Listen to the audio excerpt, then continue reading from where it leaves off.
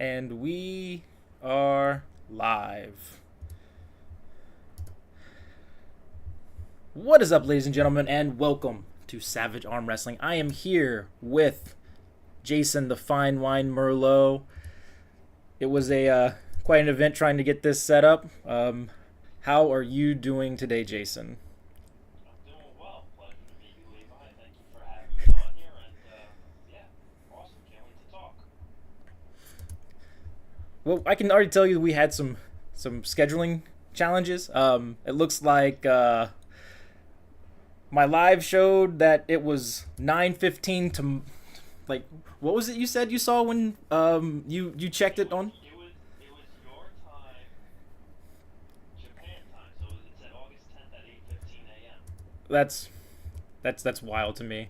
Um, so, so Knuckles up, right? We got Knuckles up around the corner. You will be facing Ju Mink Young on September 14th. That's right. What are your That's right. opening thoughts on that? Um, well, my opening thoughts are there's not much data to go look at. So there's very limited information that I can find on him. And just the few videos I've seen, just the information I've been able to gather from a few people. He seems like a well-rounded guy, super fast, very powerful. Um, and just with that limited information, I'm kind of just going into this match almost like as if I'm pulling a random tournament Mm. just to see who shows up. Just because there's not that much homework to do. Like I said, there's a little bit in there, it just gives me a general idea, but you know what? I'm going to take it this time and just say, I'm going to go in it with my Mm. plan, and we'll see how it turns out. I can use my table IQ to adjust accordingly once I start, feeling some stuff on the table. And that's really it. That's all that I know about him. I know that he's an arm wrestler for a living. This is what he does. He does a lot of coaching, training, and all that stuff. I know he's won pretty big prize tournaments over there last year and in his career, and then this whole physical 100 thing that he was involved with. So he's kind of taken off since then. Yeah. Something interesting that happened. I did put up a vote, right? And interestingly, it really showed me where my community stands and where my community is mainly from. Um, I had posted it, right? And immediately the spread became ridiculous. It was like 70% to 30% against you. I will, I love being the underdog. yeah, you love being Love being the underdog. underdog. I remember you've said that a couple times. Yes. But interestingly, it was picked up and shared by you on your YouTube and also picked up by the High Five. There was an immediate shift in the way the votes were going. And it showed me that, like, where my community stands and where the U.S. community stands.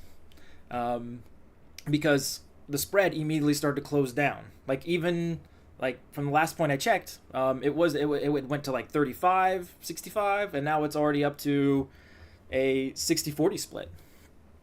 So it's getting closer and closer and closer to that 50-50 the more and more votes come in. Right. Um, I got a little screenshot of that right there. As people can It's see. interesting. Yeah, that makes me wonder a lot of times when people vote, if they vote for the sake of just supporting the person or if they vote because they honestly think that person is going to win. Mm, I've seen that a lot. And yeah, it just makes me think a lot of times when I see those polls up there. So this is a great scenario for it. Who knows? yeah, who knows? I also think it has something to do with something you'd mentioned. There's not a lot of data out there. I've actually seen a lot of data and quite a few videos on Jun Mink Young. Um, but I think that has to come down to with it's like a regional aspect of it. Right. Um, but I don't know if you've known this, but I'm pretty sure you do. Um, Drew's been up and down on the weight class a little bit. Like, he's been up, higher up. He's faced Herman Stevens. He's come back down. He just wreaks havoc up and down the weight classes. Recently, he had a match with, in Korea with, oh, well, now I'm just going to brain fart it. I had it. Schoolboy's older brother. Schoolboy. Yeah, Schoolboy's older brother. Yeah. Yes, that's right, Alex. Yep. But I can tell you that that is his key shift to. He's gonna end up. He flops in the beginning, and he just has this raw, handless side pressure.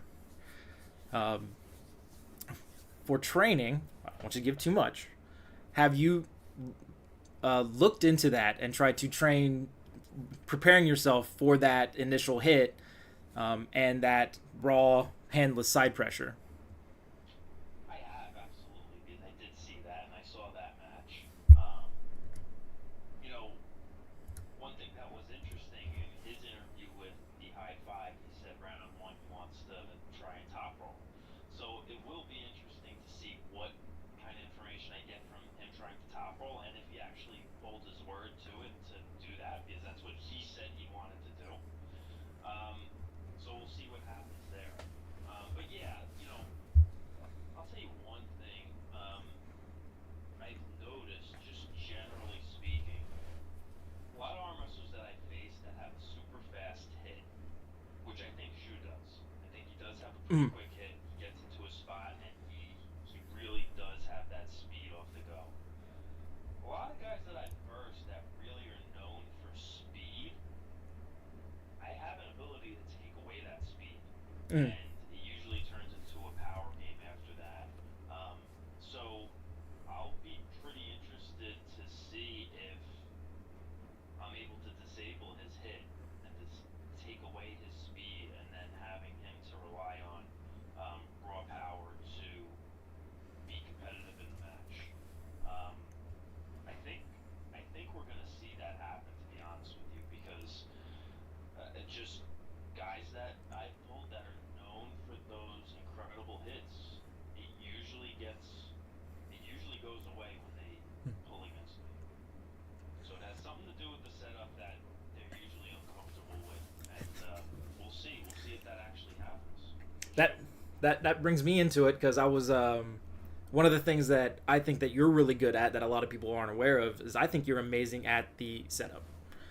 I think there's something, you're a lot smarter than people give you credit for or realize until they probably grip up with you, is how like good you are and how much of a challenge you become as soon as the grip starts to happen.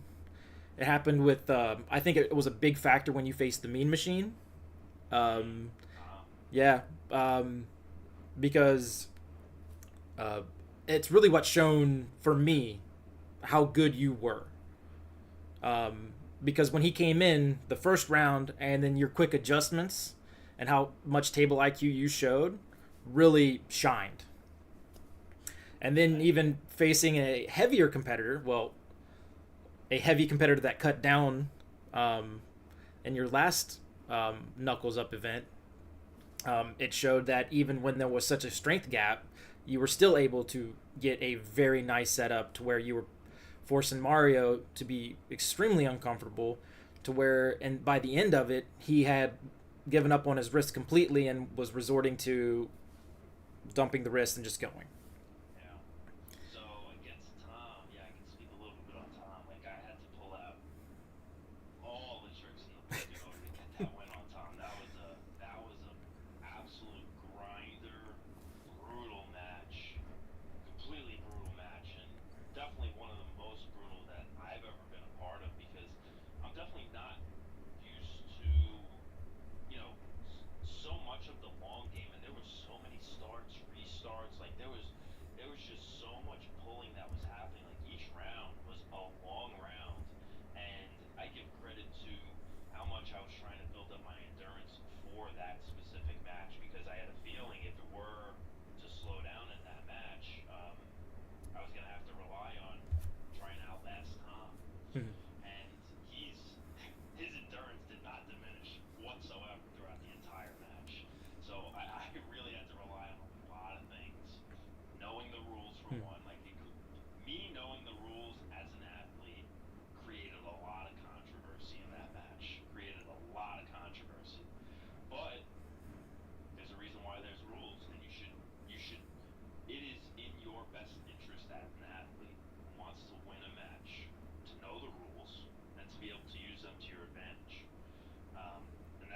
did in that match. Hmm.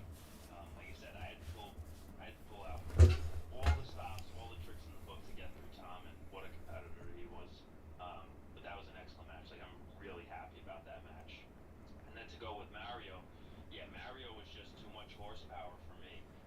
And I definitely focused on that set of, like, you could see in every single start and restart of the match with Mario, literally every single one, we were both doing something different. Mhm. Every single time. It was like, it's amazing to go back and just look at that, because then it actually tells you, like, yeah, all right, like, you're actually on the right path of thinking the correct way, and you're not losing your plan, and you're actually focusing on that, all of that. And yeah, for me, it was an incredible match. It really was, even though it was a 3-0, a 3-1, Mario losing on fouls. That match, I would have won that round regardless if he didn't foul out, I believe. Mm. But with that 3-1 victory for Mario, I still think I was able to make it interesting and fairly competitive. But yeah, there was a big strength gap with that, and he was too big of a dude for me. So I'm glad to now be pulling somebody, even though Zhu does go up and down in weight. I believe he more comfortably sits at this weight rather than anything high. Yes, that is true. I think I'm pulling a guy that's more my frame, my size. That I'm a lot happier that I don't have to pull a guy like Mario again. So speaking about pulling Jew, is this your first Asian athlete pulling from overseas? Yeah, I think it is. I believe it is. And if it's not, then it is at this level. At this high level. Yeah. Pulling a guy that is number 195 kg, both right and left-handed. So I talked to Chris from Knuckles Up, and one of the things I heard was I heard a rumor that you're not comfortable with flying. He told me that you were not the most comfortable person with flying, because one of the things I mentioned was I would like to see you come over to Japan. Yeah, I mean, look, I'm definitely not. Look, flying is not my strong suit, especially a long flight like that. But Japan is is one of those things that's on my bucket list. And I've been growing out of the whole flying thing. I'm flying a lot more now. I have no problem moving around the United States. Mhm. So, maybe one day it is in the cards that I can make a trip over to Japan. We shall see. We shall see. Well, if that does happen, I can definitely take you through the ringer of some fun practices. That is awesome. One of those being somebody that I do have a point of contact with, and I've scheduled here and there. So I am familiar with, number one, Shishido. We have a couple of other great athletes out here. I have a really strong 85, 90 kilogram guy. I'm trying to get into Knuckles Up. I keep trying to be like, hey, look at this guy. Hopefully it pulls through. He has a very similar style of being able just to throw sideways with or without his hand. It seems to be a very traditional Japanese, older style, just be able just to go raw sideways with, doesn't matter what you got, you just go. I was gonna say, it seems like that, especially with Beck Song-yeol, and it just seems just general sense the Asian pullers more so have that type of, I don't know, training regimen or something like that, where they really develop their ability to just go right sideways and just put everything on that elbow and just, yeah, a lot of torque, a lot of power. Well, that has a lot to do with, I think, the change in the sport. Asian arm wrestling is very traditional, and there has been a shift from table time to weightlifting, right? And a lot of the Asian community still has primarily table time, which helps them develop that elbow that they can just drive raw sideways and it doesn't bother them. So Interesting. I can tell you that I've seen teams that have 2 to 3 practices a week of table, and they don't lift weights, or when they do, it's very small, more of like a recovery weight lift. Um, in comparison, how much table time do you probably do a week? It varies. It varies depending on the opponent and depending on what I'm actually trying to develop. So it can go anywhere from 2 days a week all the way out to every other week. So and now for this one, for my match against Ju McYoung, I haven't been on the table in, I want to say, 4 weeks. I've just been focusing a lot of my training in the gym right now. So I'm trying to build up a lot of just general raw horsepower to be able to combat shoe side pressure. Mm-hmm. So yeah, so it varies. It really varies on a lot of things, but specifically on the opponent and what I'm looking to accomplish, that will have a huge effect on how often or how little I train on the table. So Yeah. coming from a project management position, um, I don't know if you know, I'm also a project manager. Um, Awesome. and I know the amount of thought that goes into things when you plan things out. Do you have a, is that how you work with your training schedule? Are you very meticulous like a project manager and you kind of break things out all the way down? Or are you kind of just, that's your one getaway where it's just by feel? So I'll tell you this, and I think it's going to be pretty surprising. Um, I'm, and who knows if it's to my fault or not, or to, you know, me not progressing as much or not. I don't know. I don't write things down. I don't write a training program or a regimen down or any of that. I more so listen to my body. And there's a care there, you need to know the difference between being sore and being in pain. And I try to let my body tell me what I can and cannot do, and how much I can train a specific movement or how much I need to back off a specific movement. So I'll have a general idea of what I want to do in my head against a particular opponent, whether it's focusing on, let's just do general terms, back pressure, the hand, side pressure, cupping, pressing, whatever it may be. I'll have a general idea of what I want to focus on with that person, and then I'll let the body tell me what's good and what's not good. And that's how I really structure my Hmm. training. It's interesting. It's a different perspective than I've heard before. Yeah. And it is very interesting. Um, you posted quite a few lifts on your Instagram. One being a handle that I actually have. That's the pronation handle. Yeah. I don't even know what we call that thing. It's just like this hunk of metal that you just do a pronation with. Um, Currently, in your current preps, what is your go-to lift, or what is your normally just go-to lift when you either just warming up or just you're doing your training? What is that lift that you find yourself doing more and more and more?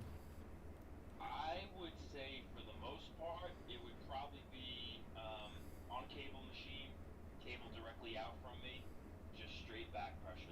This movement, Mm. just like that. That is probably my go-to lift that I do Mm. more than anything else. That is a, yeah, I can see that carrying over a lot of different ways. Um, yeah. It's a little bit different than I expected because most people are always like, oh, pronation, oh, I do cupping, like one of those something super specific lifts. But Right. that, it also goes with your workout, I think, how you think with it, because like you go off how your body feels, vice those Yeah. hitting those specific. Yeah, it's very interesting. Um, Yeah, and I think probably one of the reasons why I focus on a lift like that more so than a lot of the others is I'm thinking more of the bigger muscles and the bigger bigger muscle groups that are going to help me take somebody else out of their power. Because Mm. I think the majority of the I think it's been changing now, but I would say like a year ago, 2 years ago, I'd say 9 out of 10 times the person I was pulling on the table, they were the stronger guy Mm. or the stronger person that I would be pulling. Like if I had to pick, I'd be like, that person can lift more on every single movement in the gym than me. I think that's starting to change now because I have so much more of a focus on just general raw strength. Um, but I think that's why that movement has been so important to me is because I want to focus on those bigger muscle groups, the lat, the bicep, everything in there to focus on me trying to get a handle on taking my opponent out of their strength and out of their power. And it shows. It does show. um, I think you're one of the few athletes that have been at every Knuckles Up event. Yes, And from your experience, um, have you competed at any other events other than Knuckles Up yet? yes, I have. I haven't been to East vs. West Mm-hmm. or the Monster Factory. Um, I've been to Beast Mode Arm Wrestling Mm-hmm. down in Tennessee for the big round robin events Mm-hmm. that Larray Jenkins was holding. Um, so I've been there, but not many other big promotions other than that. I've been invited to Arm Wars a few times. Things just haven't worked out for Arm Wars. Um, so yeah, so like I said, Knuckles Up has been awesome because it's been very convenient for me because of the location. Mm-hmm. It is. It's an hour and 15-minute drive from my house. What more can I ask for? It's pretty perfect. And I'd rather take the advantage of me not having to travel and people are able. I'm getting the opportunity for getting specific people to come to me. So it's an excellent opportunity to take advantage of. Now, that's not saying that I wouldn't take any other opportunity out there. No, of course, I absolutely would, and I invite those opportunities. But luckily, Knuckles Up has been giving me a platform to sort of showcase some of my abilities and what I can do, and hopefully that starts to carry over because I know I belong at this level in my class, and a lot of people just haven't been able to, just haven't given me the shot because I'm a quiet social media guy. I'm just starting to more so post a lot more now Mm-hmm. with social media because that's the way that the sport is going. But it's an odd feeling, trying to promote yourself. So, like I said, I've been just starting to dip my toes into that and really starting to push that a little bit, and it's bringing a lot more eyes to it. But I think there's just a lot of people out there that see me as a massive threat to themselves because everybody else has big social media. They have Mm-hmm. a lot more to lose if they're pulling a guy like me that maybe not many people know. And they know the risk. They know the risk because there's a good shot it's probably going to be a lot of trouble for them. And there's not much to gain pulling a guy that's, um, you know, having a smaller social media presence, unless there's monetary gains in it. That's the only thing that's going to work for them. Because if not, then there's just a lot of risk that, if I lose to this guy, I might not continue to get the hype or the offers or whatever it may be if I put myself out there and risk it. I understand that. I understand that aspect to it. I do. I can't be mad at that. I understand that aspect to it. But like I've said before, the longer they wait, the better it is for me. It keeps getting better. So Better by the day. wait. I'm very patient. I'm a very patient person. So, there's a lot of truth in what you just said. And I think it's extremely unfortunate because there are a lot of these hidden gems that people don't really know about because they don't really want to put themselves out there on social media that much, because they're a very private person. And I think that's more, in those situations, I really do feel like it's like our responsibility to make sure that your name gets out there. Like this, doing a video talking about your event coming up, because same thing with Ju Mink Young, right? He does have some big events, but like you said, no, you don't really know anything about him because his name has not made it to the like a global scene, but it deserves to be out there. He's faced some big athletes as well, and I do think it should be. It's unfortunate that you have to go out of your comfort zone to be able to build a social media and just to get those bigger matches. And I think you have a big point where like a lot of people don't want to take those matches because they don't really feel like they have anything to gain, even though on the table you may be bringing a whole lot better skill or a bigger name on the table. And those events really have to be forced on the athlete through monetary means, or they can no longer avoid it, and that's unfortunate. Yeah, that's just, it seems like that's the way that it is, and like I said, it's, you know, at that same token, you have to go out and get what you want, right? So you need to make a name for yourself. You need to start doing that. So look, if it can't just happen organically with you being, you know, a little bit quiet, then, you know, if you want to make it happen, you got to start making a little bit of stir Yep. about all of it, and you know, that's what I'm attempting to do. And you know, at the same time, though, it's not, you know, I'm not going to put myself out there to look cocky or not humble or any of that, because that's just not my personality. Yeah. That's just not how I am. So, you know, there's a careful balance of how you're able to actually push your name out there to get into, you know, the right hands or the right eyes for people to see, but also to just stick to your character.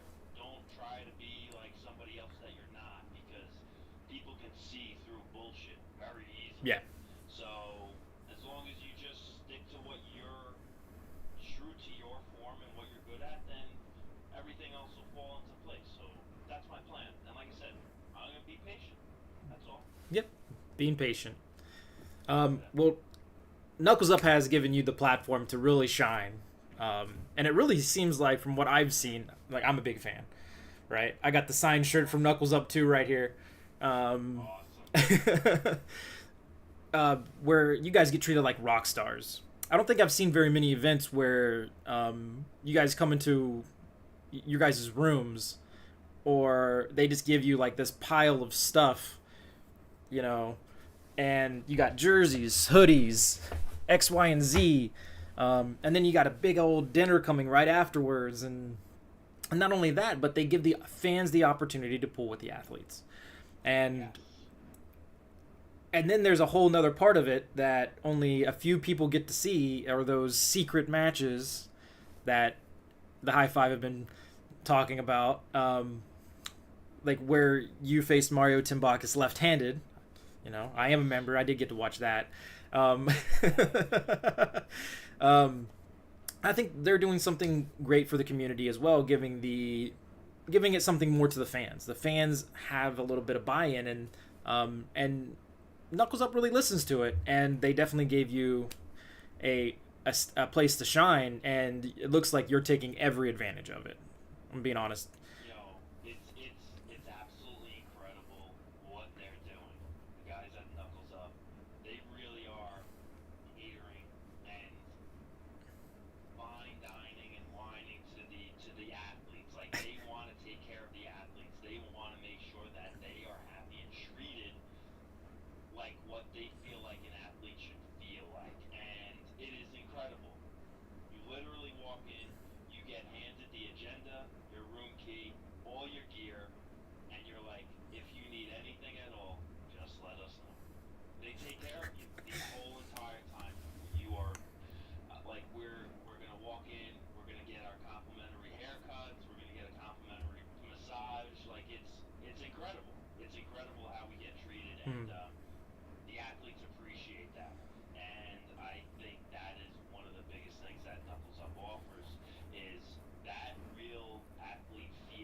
Hmm.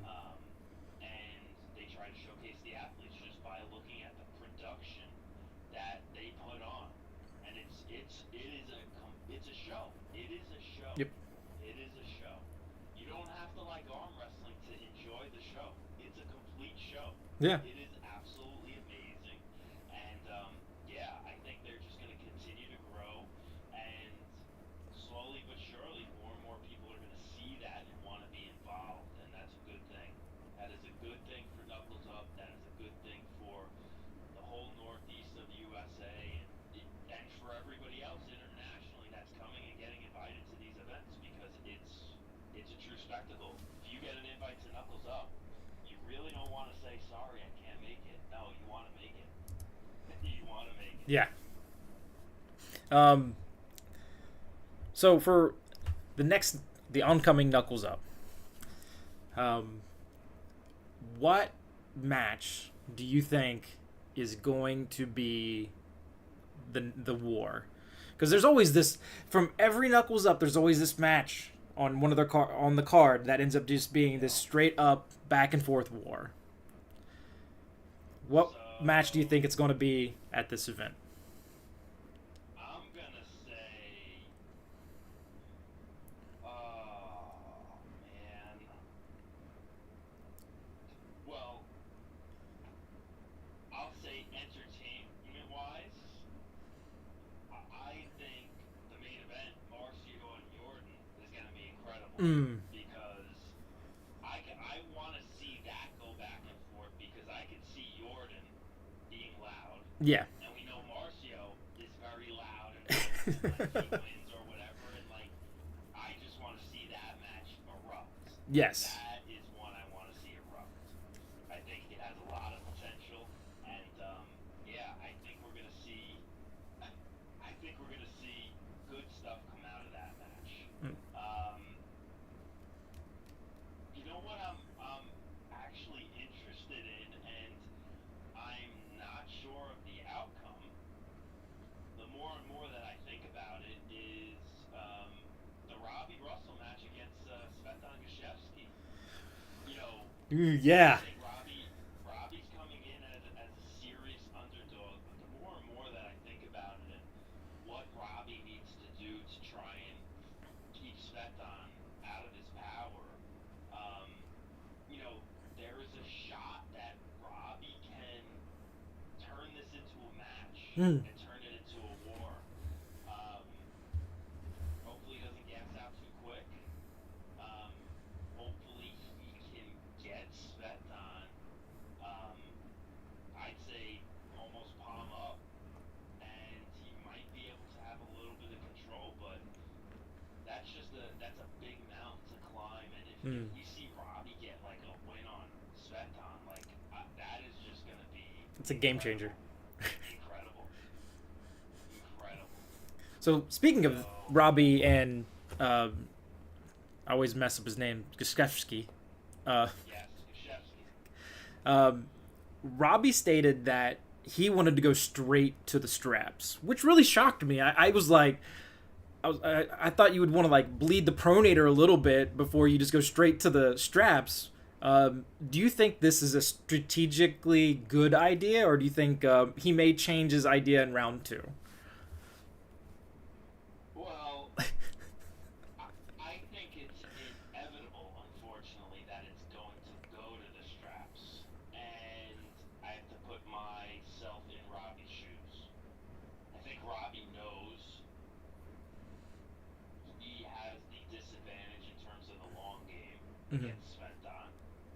So, you know, he has an opportunity to try and clamp down and hold on to Svetlana's hand to try and pin him, you know, when he's trying to slip.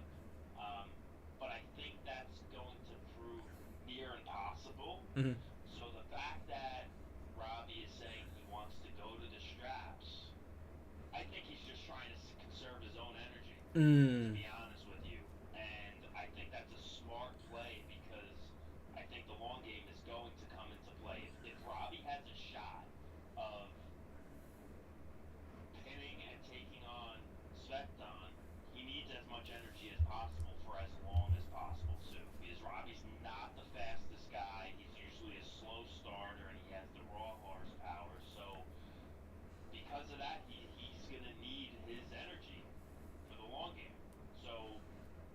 honestly, I think it's inevitable, and I think he would be conserving his own energy if he just did go to the straps. So I think it's a smart play, actually. I can tell you that you have given me two nail biters, as both of them happen to be in the last two Knuckles Ups of events for your matches. Um, and I think that you're going to give me another nail biter. Where Well, this that's awesome. That's what I want. Look, I want to put on an entertaining match, so. I could tell you at first, one of the things I considered was how Mario, in the later rounds, utilized, was able to side pressure just with horsepower. Um, and I kind of took that into consideration initially. But the more and more I play the cards out and I really look at this match, like I think it's going to be a lot closer than a lot of people, especially voting right now. I think it's going to be a lot closer than what they're thinking, especially in the Eastern community. I feel like a lot of them think, oh, it's going to be a blowout. I no, this is if it's going to no, this is going to be a war. I feel like it's going to be a war. There's going to be a little bit of back and forth. Somebody's going to get that, get that digit. They're going to figure out where the specific weakness is, and that's where it's going to be. I don't think it's going to be a simple match. But that's a beautiful thing, though. It's a good thing for the viewer. It sucks for me. Oh yeah. I want it over as fast as possible. My last two matches have not fallen that way. My plan is to get this done as quickly as possible, but I agree. I don't think there's any 3-0 sweep in either direction. I think we're going to see a bit of back and forth, and yeah, I unfortunately I don't see this being as simple and as one-sided as, like, for example, the Nicholas Nonestad match, because I think he just had his one real go-to move with the low hand top roll, and then he also has his shoulder behind him a little bit when he loses his hand, but that was more of a simpler match to break the code, so to speak. And these matches ever since then, yeah, there's a lot more things that are going to happen, and yeah, this is another one where Zhu has a lot in his arsenal. He has a lot of tools. He could really go anywhere, and yeah, I think we are going to see back and forth, unfortunately, even though I'm going to try not to give him around. But yeah, I think it's going to be an interesting match for sure.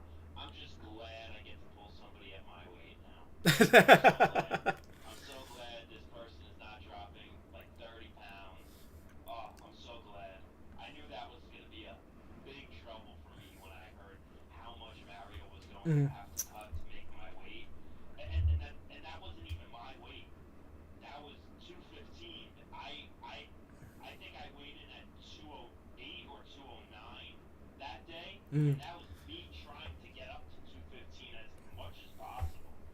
So, yeah, I had to give up a lot of weight just to make that match happen. And, yeah, I don't want to do that again. No, thank you. I think it's a great thing though, because I think it's really like it's one of those moments where we're like, where does Jason fall, right? And that's why I think you keep getting these harder and harder matches. We're like, where does it stop? Yeah. Well, it's good. I'm glad to test myself, and I'm even glad to test myself with more of the people that don't have the biggest and hugest spotlight. Like, I knew Mario was the real deal, and I said this in every interview leading up to it. I'm just like, Mario's not getting enough of the credit just from being from Australia, and he's just not getting the credit that he deserves. I had a feeling I knew where his level was at, and I knew that was a big challenge for me. And I even said in my interviews, like, people were trying to pick me out as the favorite on paper with the polls, and I said,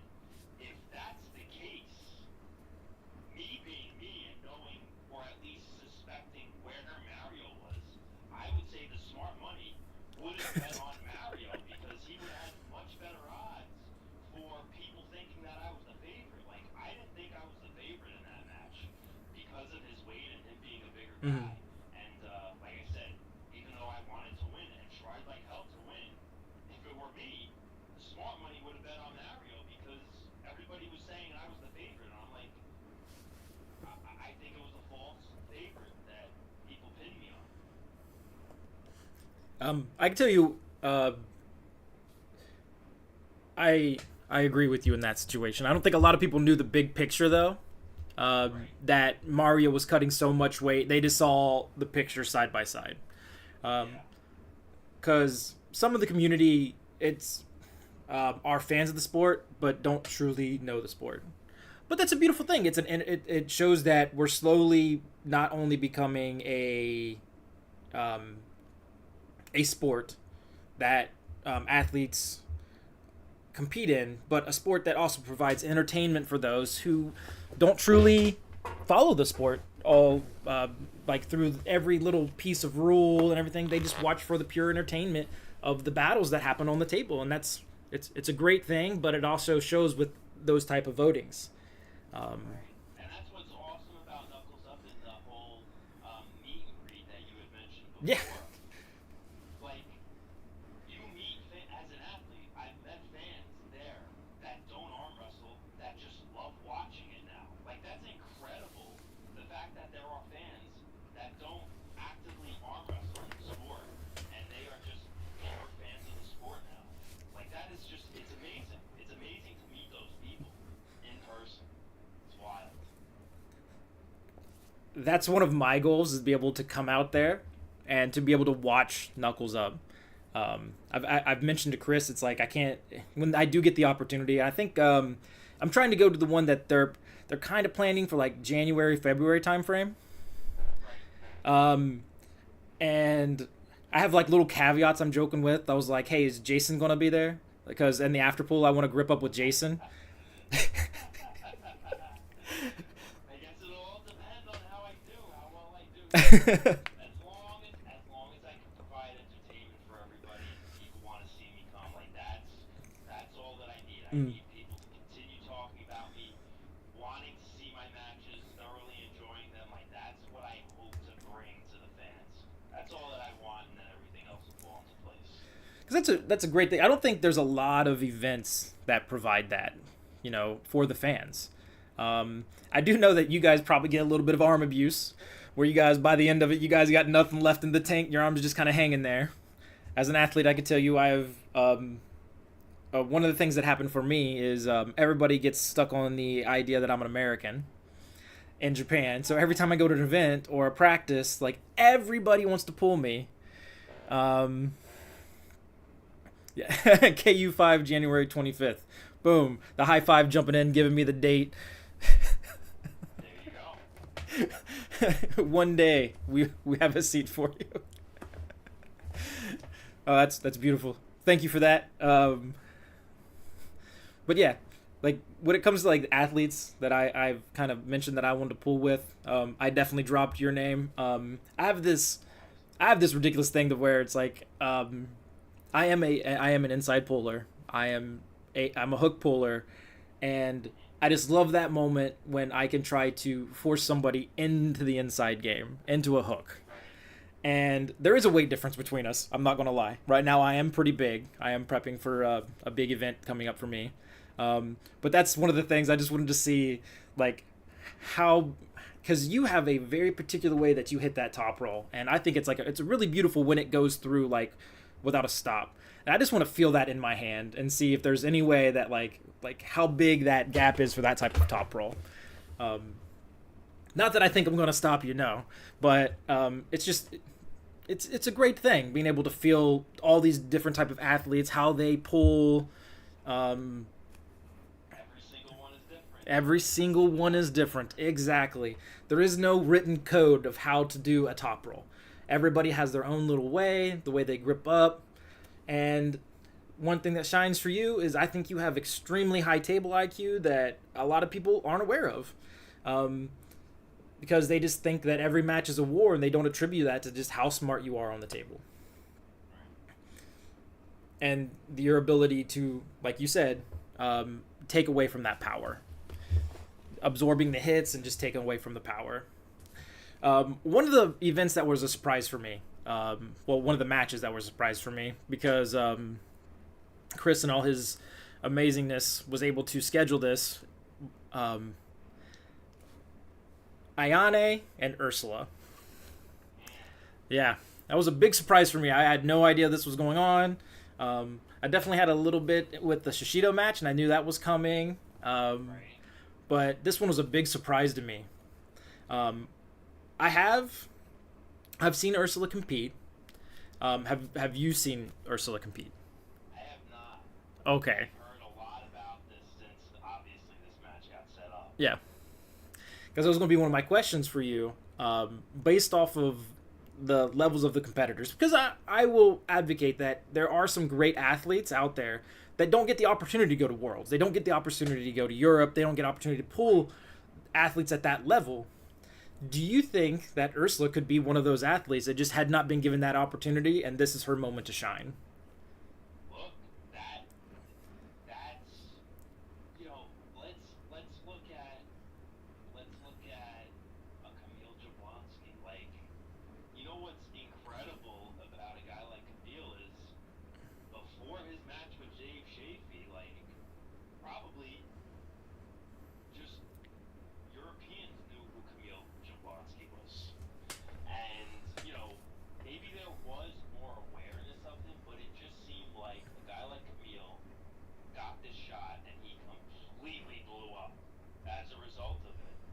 And obviously Camille is a veteran of the sport, but yes, like, there's opportunities that are given to certain athletes where, yeah, if they take it and they run with it, like, they can develop into something special. And yeah, this could be a perfect scenario. This could be a perfect scenario. That is well put. Extremely well put. Because I think it's one of those situations, like you're saying, that I don't think she has to even. Let me make sure I word this in a very good way. I think if she brings to the table and she makes it close, I think just that alone, she's going to explode. Because right now, the gap at world level, with Ayane competing with other athletes and how she wins first, she doesn't make it look difficult. Right. And I think if Ursula comes to the table and she makes a war out of it, that's all she needs. Because everything will start flowing in, and we'll see more of her at the main stage. I think I agree with you. This is a great opportunity. And we could just be seeing another recreation of Camille Jablonski, where we were like, who is this person? What are they doing? Boom. Yeah. Absolutely. So, for you, I feel like you probably get asked this a lot, but I'm gonna narrow it down a little bit. If you could have well, I'm not narrowing it down. I guess I'm just making it broader. A dream match. Here we go. Dream match. Everybody's gonna ask it, right? But and it's like, it doesn't have to be an event. It's just like you have the opportunity to pull with this person, right? No weight class, just experience wise. Who would you want to pull with? Just for like the experience, the idea of it. That's a good. All right, so it's a little bit different of a question than what I've been asked. Oh man, I need to think about this. Well, I'll tell. All right, all right, all right, all right. I'll tell you this. I think this will answer the question pretty well. Um, I, you know, me coming into the sport just before maybe you even knew about me or anybody else even knew about me, just me coming into the sport, I had different types of goals. I wanted to see how far I could go in the sport, right? And that quickly developed with, how well my training was going, how well I was progressing and all that stuff. A few years ago, I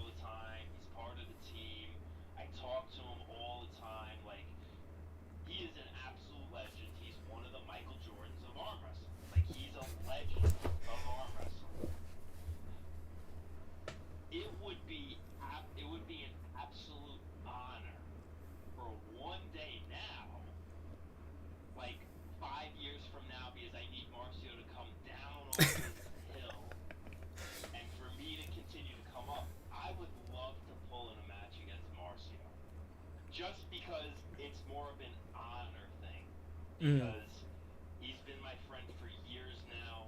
I've learned so much through having him on the team and working with him all the time on the table and talking with him and all that stuff. That would be one of the, I guess, ultimate dreams, to actually have a competitive match with a guy that I've looked up to ever since from the beginning, and that I'm one of one of my great friends in arm wrestling, and like it would be more of an honor thing to be able to pull him competitively. And we're nowhere near. Like the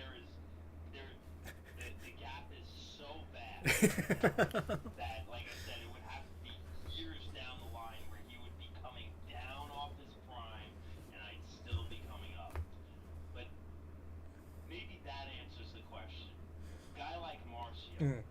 at some point in my career, where I could make it competitive, but it wouldn't be so much to win against a guy like Marcio. Like, I would love to win, but it would be more of an honor thing, because it Mm. would just be like, wow, I started out. I remember my first practice where I met Marcio, and I was like starstruck. And like, now I'm at the point where I'm on the same card as him. Like, it is crazy.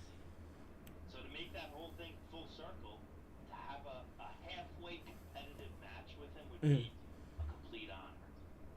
So hopefully that answers your question. Yeah, you make it sound like, in another way, that Marcio is like your John Brzenk, like you're Right.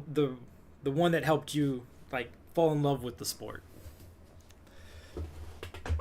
Um, Absolutely. I like that. That's a really good way to put it. The high five jumped in here and they said Playman. Plowman. Plowman.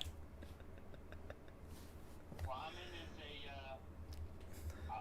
look, he's a world level champ. World level. Complete world level. And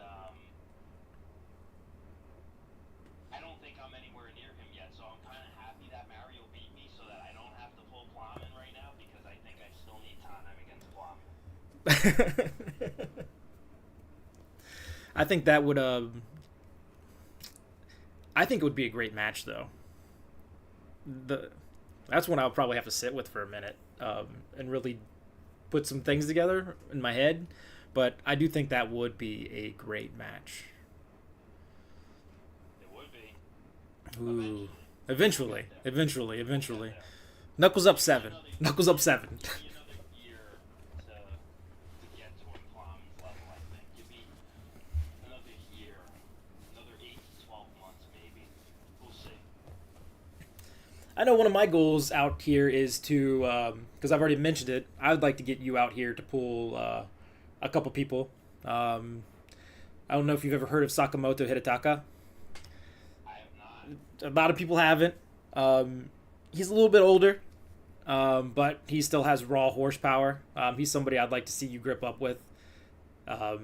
He used to pull in the Zloty back when it was really big. Okay.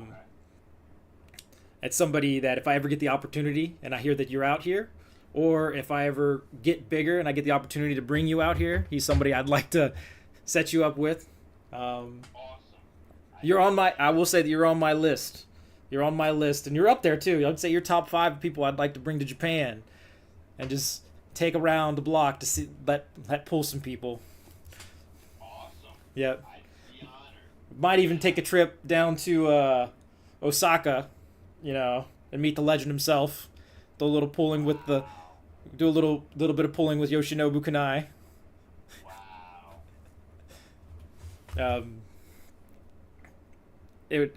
He still practices. I can say that he still practices. I do think people's eyes are a little bit big right now because they saw a post about East versus West. I really doubt that he's going to be pulling. I'm pretty sure that he's just going to be a special guest. Unfortunately. Right, yes, I saw that. Yes, Yeah. he will be on there as special guest. Yeah, because I think a lot of people thought in the beginning that like, oh, he's going to come and pull, and I was like, ugh. He's someone who has a lot of injuries, unfortunately, with all the years of arm wrestling. And he was arm wrestling all the way back in the beginning when arm wrestling was a little less safe. Back when they had the circle pads. Yes. And that's actually how his brother, who was also a monster, a lot of people don't know about that. His brother was on the way up, but he completely broke his arm and never came back. Wow. Yep. And I think it has to do with that time period in the arm wrestling from then versus now. But unfortunately, I don't think we'll see Yoshinobu return. But he still practices and he's still a monster on the table. So, but you ever come out here, I'll let you deal with. I almost want to call it a king's move, but he's got that like that ridiculous like open top roll now that has become kind of. It's not like a king's move style. It's more just kind of like open. I would compare it more to.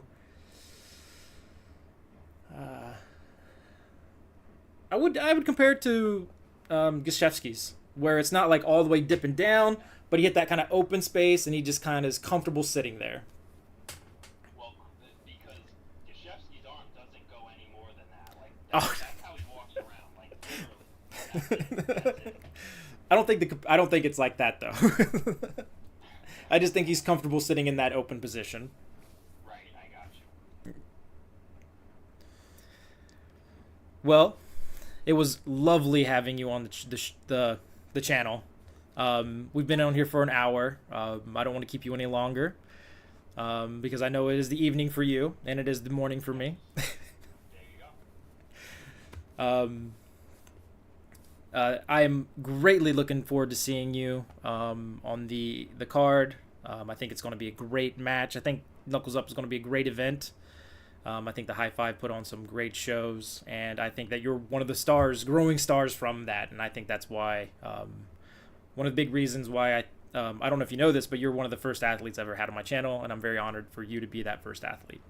Thank you. I appreciate that so much. It's an honor. Thank you. But other than that, do you have anything that you'd like to say right before we end the stream?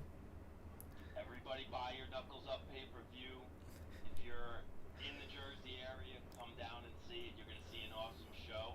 And just show some support. That's it. That's all I can ask for. Show some support. And we'll be all set. That's all that we need. You heard it from Jason himself. Go out there, buy the tickets. Enjoy the show. It's going to be a great event. And you guys